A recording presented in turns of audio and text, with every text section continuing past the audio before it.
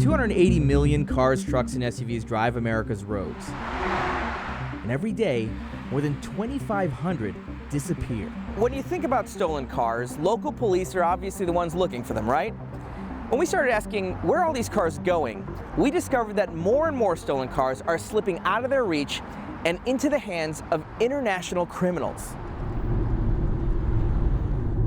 So we're headed to the Port Authority in New Jersey. We're going to meet up with Customs, who are really working the front line of trying to stop stolen vehicles from leaving the country. Here, tens of thousands of shipping containers leave the country every day. Hidden inside, Here we have a Porsche. vehicles stolen from cities all over America, headed overseas. They keep busy. It's busier now. This is probably one of the busiest years this year.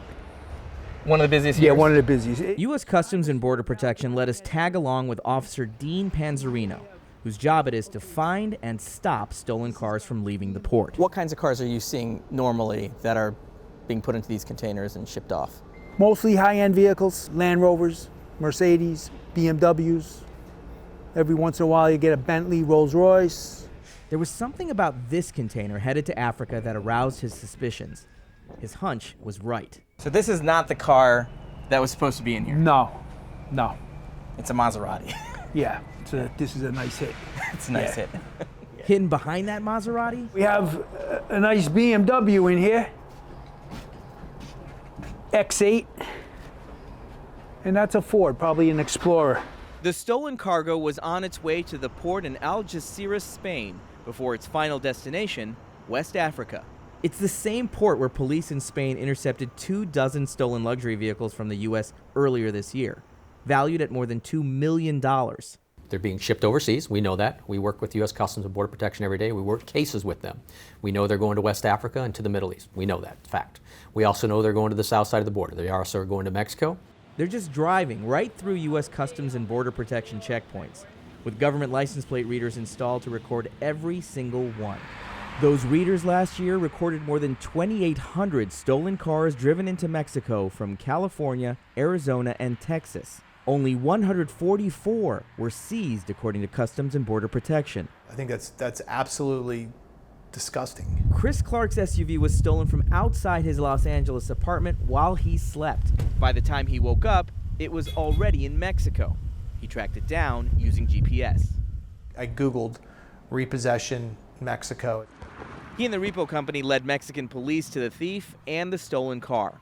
He says it was much easier for the thief to get the stolen SUV out of the U.S. than it was for him to get it back in. So I was coming into the U.S. border, and I told the gentleman what had happened, and he didn't believe me. After he snapped this picture as he approached the border, he was arrested for driving a vehicle that was reported stolen, his own. I was detained for about 5 hours.